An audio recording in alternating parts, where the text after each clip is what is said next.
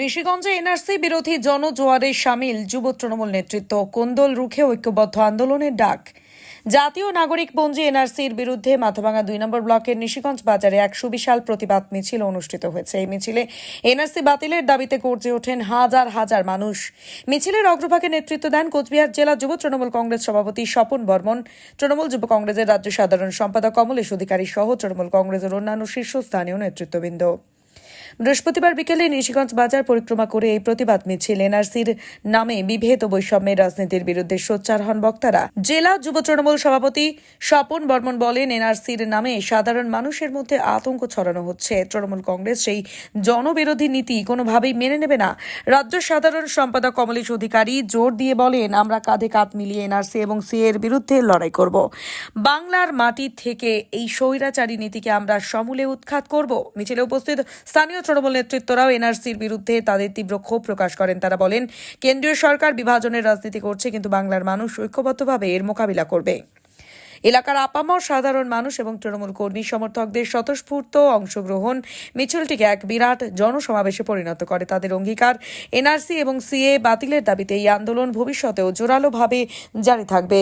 এ বিষয়ে কি বললেন তৃণমূল যুব কংগ্রেসের রাজ্য সাধারণ সম্পাদক কমলেশ অধিকারী, শুনুন। আজকে আমরা নিশিগঞ্জে মূলত যারা প্রকৃত নাগরিক তাদেরকে হেনস্থা করার একটা চেষ্টা চক্রান্ত কেন্দ্রের ক্ষমতায় থাকা বিজেপি সরকার, মোদী সরকার তারা করে যাচ্ছে। প্রকৃত নাগরিক অর্থাৎ রাজবংশী মানুষ যারা আমাদের এই এলাকার, যারা রাজবংশী মানুষ, দিনহাটার উত্তম কুমার ব্রজবাসী থেকে শুরু করে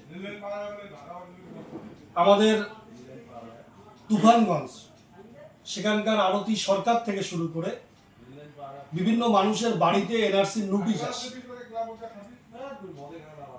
এরা মানুষকে হেনস্থা করার চেষ্টা করছে, যখন বাংলার মানুষ এদেরকে বারবার প্রত্যাখ্যান করছে বিভিন্ন নির্বাচনে, যখন বাংলার মানুষের সমর্থন এরা পাচ্ছে না। ঘুরপথে বাংলার মানুষকে কিভাবে ভোটার লিস্ট থেকে বাদ দেওয়া যায়, ভোটার তালিকা থেকে বাদ দেওয়া যায়, সেই চেষ্টা আমরা দেখেছি কয়েকদিন আগে। আজকের দিনে দাঁড়িয়ে যখন সেই চেষ্টা সফল হয়নি, তখন বাড়ি বাড়ি এনআরসির নোটিশ পাঠানো হচ্ছে। তার প্রতিবাদেই আজকে নিশিগঞ্জে আমরা প্রতিবাদ মিছিল এবং প্রতিবাদ সভায় সামিল হয়েছিলাম। সে ইয়েতেই ছিল, উদ্যোগেই ছিল।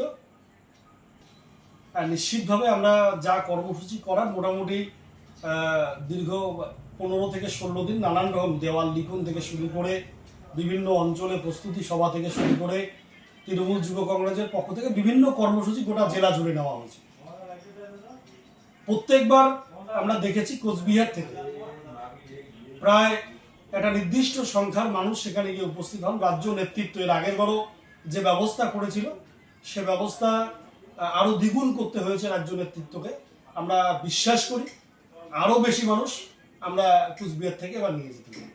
কি নাম আপনার? কমলেশ অধিকারী, সম্পাদক রাজ্য তৃণমূল।